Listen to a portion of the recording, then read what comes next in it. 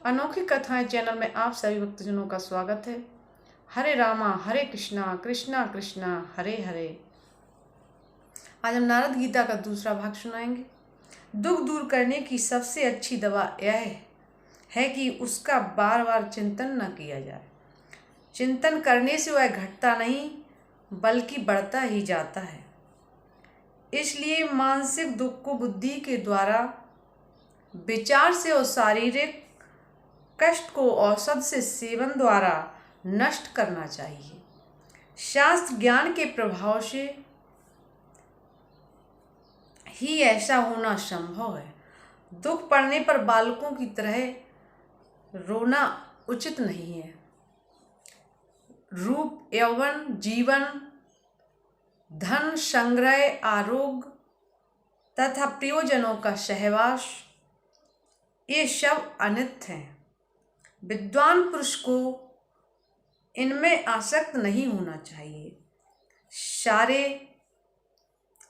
देश पर आए हुए संकट के लिए किसी एक व्यक्ति को शोक करना उचित नहीं है। यदि उस संकट को टालने का कोई उपाय दिखलाई दे तो शोक छोड़कर उसे ही करना चाहिए।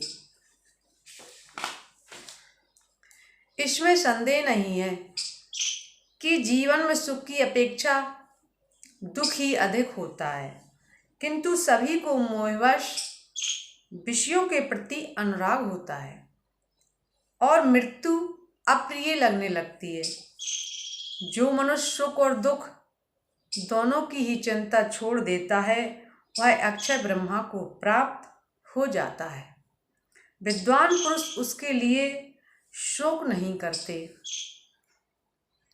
धन खर्च करते समय बड़ा दुख होता है, उसकी रक्षा में सुख नहीं है और उसकी प्राप्ति भी बड़े कष्ट से होती है। अतः धन को प्रत्येक अवस्था में दुखदायक समझकर उसके नष्ट होने पर चिंता नहीं करनी चाहिए। मनुष्य धन का संग्रह करते करते पहले की अपेक्षा ऊंची धन संपन्न स्थिति को प्राप्त होकर भी कभी तृप्त नहीं होते। वे और अधिक की आशा लिए हुए मर जाते, किंतु विद्वान पुरुष सदा संतुष्ट रहते हैं। वे धन की तृष्णा में नहीं पड़ते।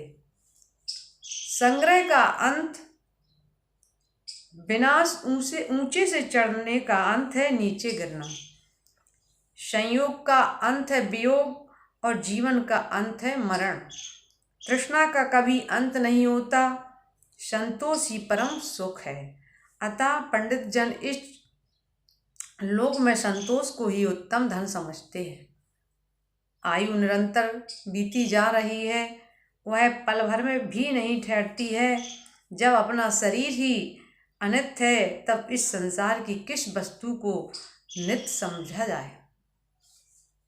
जो मनुष्य प्राणियों के भीतर मन से परे परमात्मा की स्थिति जानकर उन्हीं का चिंतन करते हैं, वे संसार यात्रा समाप्त होने पर परम पद का साक्षात्कार करते हुए शोक से पार हो जाते हैं। जैसे जंगल में नई नई घास की खोज में विचरती हुआ तृप्त पशु को सहसा व्याघ्र आकर दबोच लेता है, उसी प्रकार भोगों की खोज में लगे हुआ तृप्त मनुष्य को मृत्यु उठा ले जाती है। तथापि सबको दुख से छूटने का उपाय अवश्य करना चाहिए।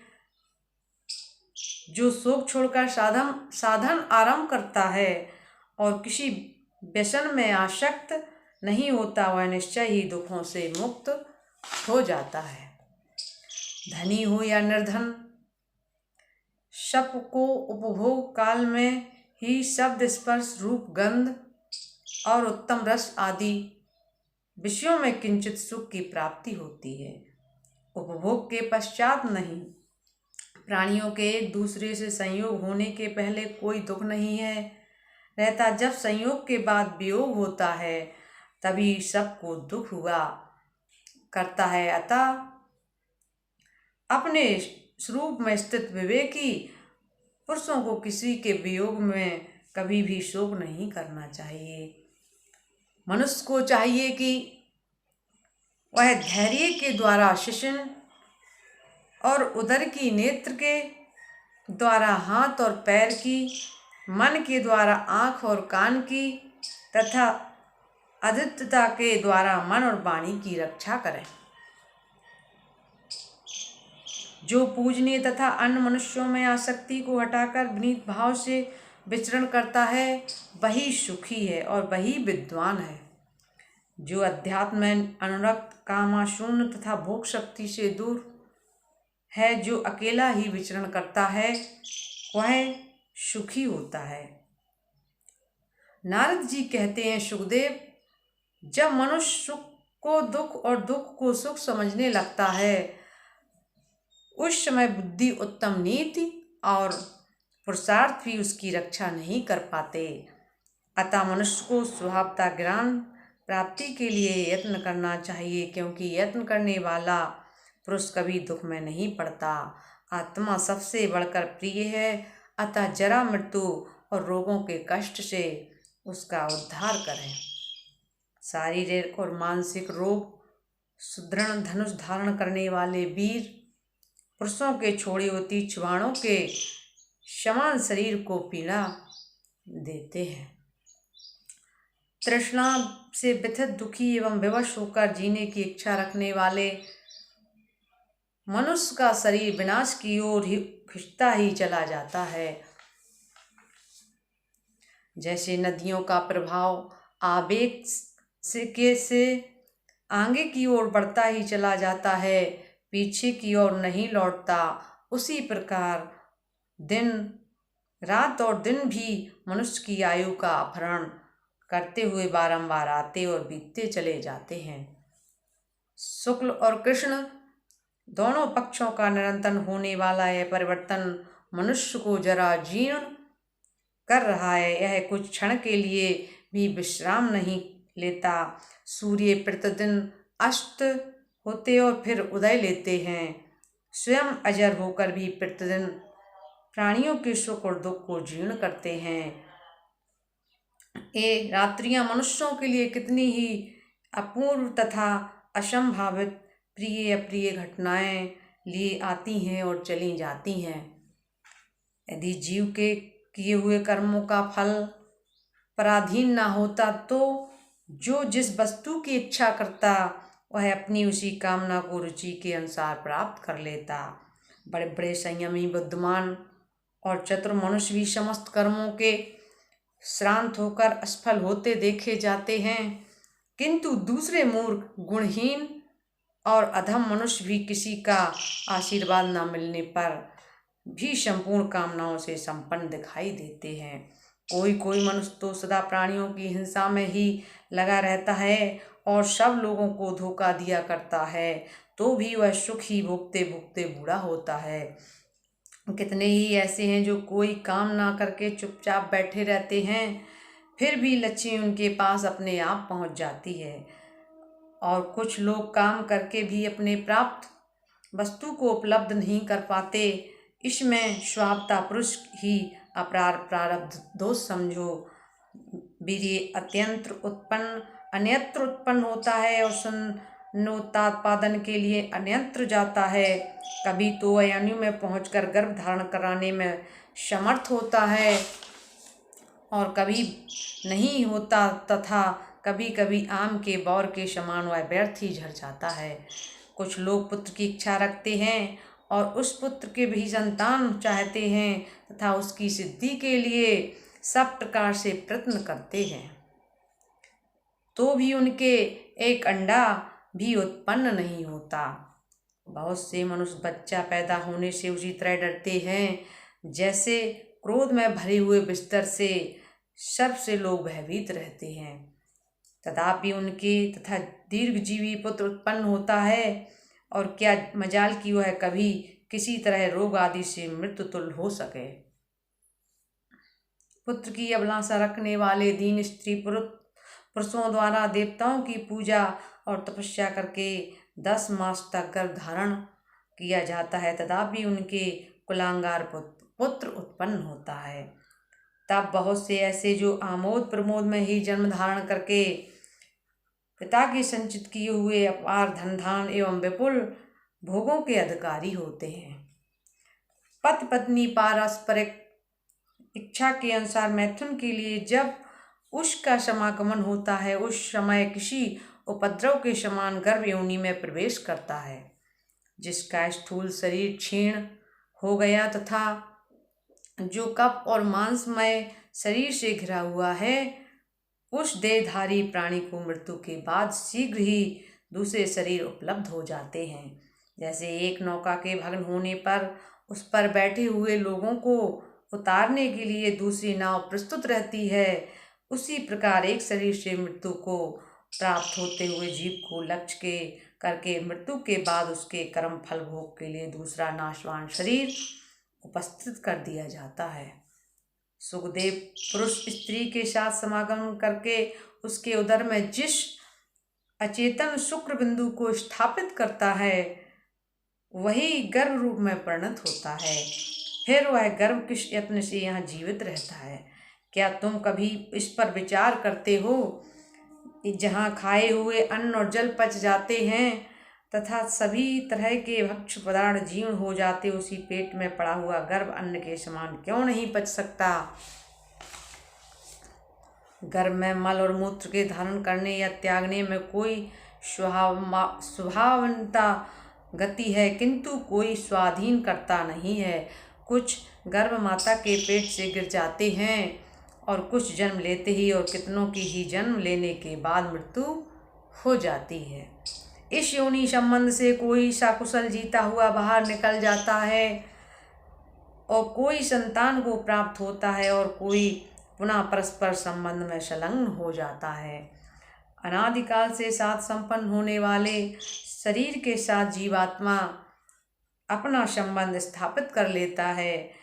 इस शरीर की गर्भाश जन्म बाल कौमार पौगंड यौवन वृद्ध तत्व जरा प्राण रोध और नाश ये दशाएं होती हैं। इनमें से सातवीं और नवीं दशा को भी शरीरगत पांचों भूत ही प्राप्त होते हैं। आत्मा नहीं, आयु समाप्त होने पर शरीर की नवीं दशा में पहुंचने पर ये पांच भूत नहीं रहते, अर्थात 10वीं दशा को प्राप्त हो जाते हैं।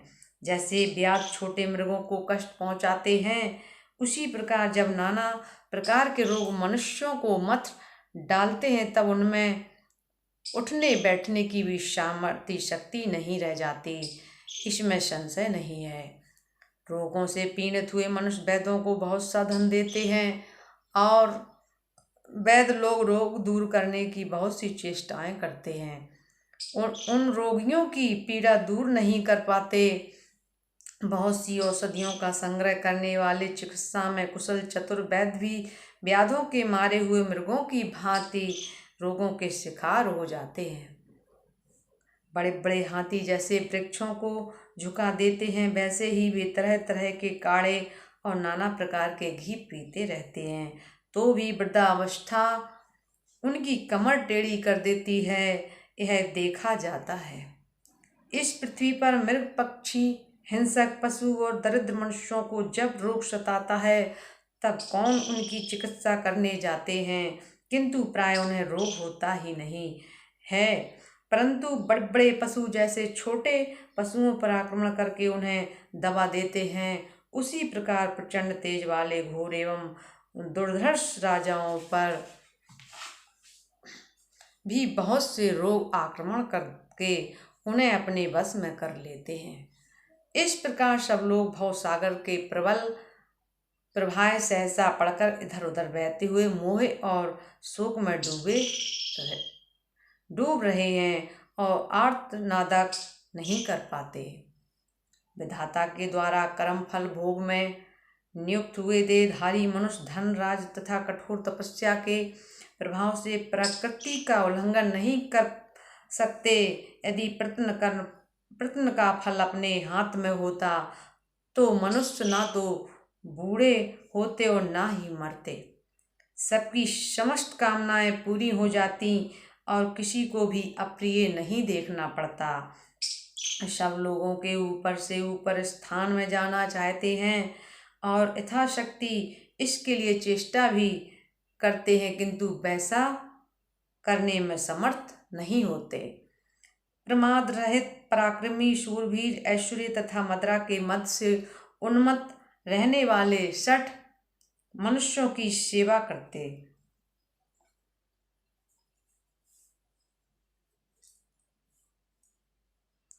कितने ही लोगों के क्लेश ध्यान दिए बिना ही निवृत्त हो जाते तथा दूसरों को अपने ही धन से समय पर कुछ भी नहीं मिलता।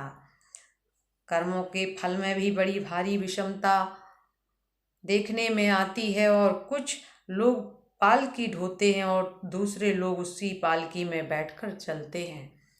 सभी मनुष्य धन और समृद्धि चाहते, परंतु उनमें से थोड़े ही से ऐसे लोग होते हैं जो रथ पर चढ़कर चलते हैं। कितने ही पुरुष स्त्री रहित और सैकड़ों मनुष्य कई स्त्रियों वाले हैं।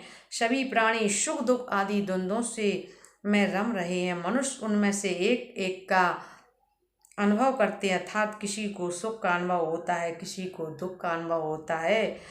यह जो ब्रह्मा नामक वस्तु है, इसमें सबसे भिन्न एवं विलक्षण समझो। इसके विषय में तुम्हें मोहग्रस्त नहीं होना चाहिए। धर्म और अधर्म को छोड़ो, सत्य और असत्य को दोनों का त्याग करो। सत्य और असत्य दोनों का त्याग करके जिससे त्याग करते हो उस अहंकार को भी त्याग दो। मुनि श्रेष्ठ, यह मैंने तुमसे परम गूढ़ बात बतलाई है, जिससे देवता लोग मृत लोग छोड़कर स्वर्ग लोक को चले गए। नारद जी की बात सुनकर परम बुद्धिमान और धीरचित्त सुखदेव जी ने मन ही मन सोचा विचार किया, किंतु सहसा वे किसी निश्चय पर न पहुंच सके।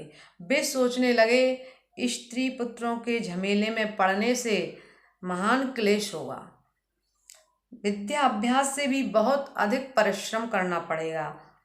कौन सा ऐसा उपाय है जिससे सनातन पद प्राप्त हो जाए। उस साधन में क्लेश थोड़ा किंतु अभ्युदय महान हो। तदंतर उन्होंने 2 घड़ी तक अपनी निश्चित गति के विषय में विचार किया। फिर भूत और भविष्य के ज्ञाता सुखदेव को अपने धर्म की कल्याणमयी परम गति का निश्चय हो गया। फिर वे सोचने लगे, मैं सब प्रकार की उपाधियों से मुक्त होकर किस प्रकार उस उत्तम गति को प्राप्त करूं, जहां से फिर इस संसार सागर में आना ना पड़े, जहां जाने पर जीव की पुनरावृत्ति नहीं होती। मैं उसी परम भाव को प्राप्त करना चाहता हूँ। सब प्रकार की आसक्तियों का परित्याग करके मैंने मन के द्वारा उत्तम गति प्राप्त करने का निश्चय किया। अब मैं वहीं जाऊंगा जहाँ मेरे आत्मा को शांति मिलेगी तथा जहाँ मैं अक्षय अविनाशी और सनातन रूप स्थित रहूँगा। परंतु योग के बिना उस परम गति को प्राप्त नहीं किया जा सकता। बुद्धिमान का कर्मों के निष्कृत बंधन से बंधा रहना उचित नहीं है। अतः मैं योग का आश्रय ले इस देह का पर त्याग करके वायु रूप और तेजो राशि में सूर्यमंडल में प्रवेश करूँगा। देवता लोग चंद्रमा का अमृत पीकर जिस प्रकार उसे क्षीण कर देते हैं, उसी प्रकार सूर्य देव क्षय नहीं होता। धूर्व मार्ग से चंडमंडल में गया हुआ जीव कर्म भोग समाप्त होने पर कंपित हो फिर इस पृथ्वी पर गिर पड़ता है। इसी प्रकार नूतन कर्म फल भोगने के लिए वह पुनः चंद्रलोक में जाता है। सारांश यह है कि चंद्रलोक में जाने वाले को आवागमन से छुटकारा नहीं मिलता। इसके सिवा चंद्रमा सदा घटता बढ़ता रहता है, उसकी हास वृद्धि का क्रम कभी टूटता नहीं है। इन सब बातों को जानकर मुझे चंद्रलोक में जाने का हास वृद्धि के चक्कर में पड़ने की इच्छा नहीं होती। सूर्यदेव अपने प्रचंड किरणों के समस्त जगत को संतप्त कर रहे हैं। वे इस सब जगह से तेज को स्वयं ग्रहण करते हैं। उनके तेज का कभी हास नहीं होता, इसलिए उनका मंडल सदा अक्षय बना रहता है। अतः उदित तेज वाले आदित्य मंडल में जाना ही मुझे अच्छा जान पड़ता है। इसमें मैं निर्भीक चित होकर निवास करूँगा। किसी के लिए भी मेरा पराभव करना कठिन होगा।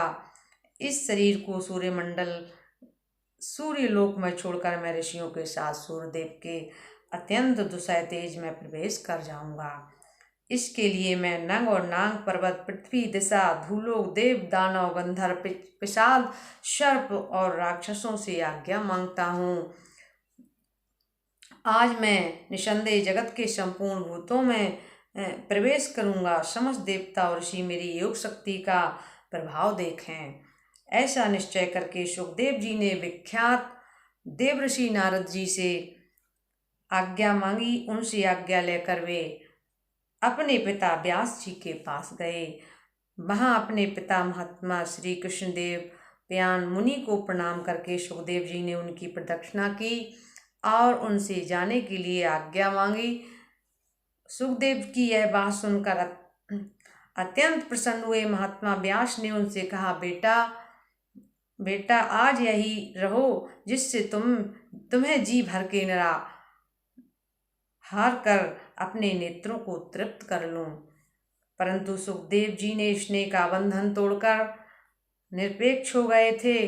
तत्व के विषय में उन्हें कोई संशय नहीं रह गया था। अतः बारंबार मोक्ष का ही चिंतन करते हुए उन्होंने वहाँ से जाने का ही विचार किया। पिता को वहीं छोड़कर मुनिश्रेष्ठ सुखदेव सिद्ध समुदाय से सेवित विशाल कैलाश शिखर पर चले गए। बोलिए भक्तवत्सल भगवान की जय। सभी भक्तों को हरे रामा हरे कृष्णा कृष्णा कृष्णा हरे हरे। जय श्री राधे कृष्णा।